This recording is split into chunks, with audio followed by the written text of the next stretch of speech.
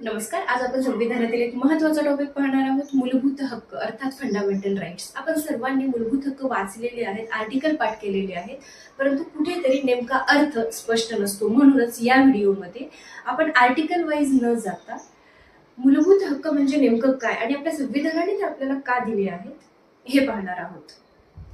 Fundamental rights का आवश्यक होते तर आपण थोडेसे इतिहासाकडे पाहूया. भारतात जेव्हा ब्रिटिश शासन होतं तेव्हा संपूर्ण सत्ता ही राज्याकडे अर्थात शासनाकडे होती आणि सामान्य माणसाकडे कोणतेही अधिकार नव्हते.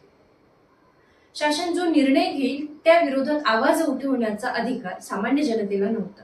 यातून आपल्या संविधानकर्त्यांच्या लक्षात एक गोष्ट आली की जर भारतात लोकशाही टिकवायची असेल तर शासनाच्या या अधिकारांवर मर्यादा घालणं गरजेचं आहे आणि याच मर्यादेच्या यादीला आपण मूलभूत हक्क म्हणतो.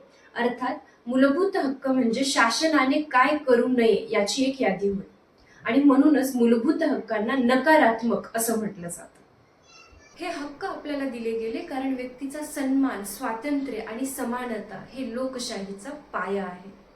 फंडामेंटल राईट्स म्हणजे नेमकं काय हे जर सोप्या शब्दात सांगायचं झालं तर माणसाला सन्मानाने जगण्यासाठी आवश्यक असलेल्या हक्कांना मूलभूत हक्क असं म्हटलं जातं.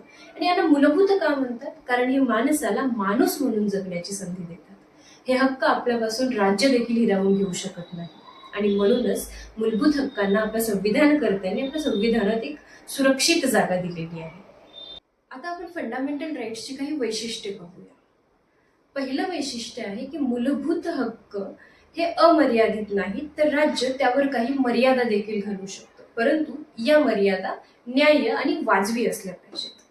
मूलभूत हक्कांचं दुसरं वैशिष्ट्य आहे की ते न्यायप्रविष्ट आहेत. जर आपल्या मूलभूत अधिकारांचा भंग झाला तर त्याविरुद्ध आपण न्यायालयामध्ये दाद मागू शकतो. मूलभूत हक्कांचं तिसरं वैशिष्ट्य आहे की सर्व मूलभूत हक्क सर्व व्यक्तींना भेटत नाहीत. अर्थात काही मूलभूत हक्क हे भारतीय आणि परकीयांना देखील भेटतात तर काही हक्क हे फक्त भारतीयांसाठी राखीव आहेत, ते परकीयांना मिळत नाहीत. हे आपण जेव्हा मूलभूत हक्क डिटेलमध्ये पाहूया त्यावेळेस सर्व व्यवस्थित बघूया. आता प्रश्न असा पडतो की मूलभूत हक्क हे आपल्या दैनंदिन जीवनात उपयोगाचे आहेत का? उत्तर आहे हो. आपण समानतेची अपेक्षा करतो, मनमानी कारवाईला विरोध करतो, स्वतःचे निर्णय स्वतः घेऊ इच्छितो, हे सगळं काही मूलभूत हक्कांमुळे शक्य आहे. म्हणून रोजच्या जीवनात आपण मूलभूत हक्क वापरतो फक्त त्यांना ओळखत नाही.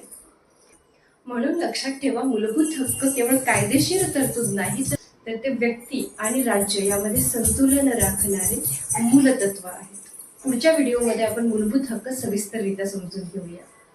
धन्यवाद.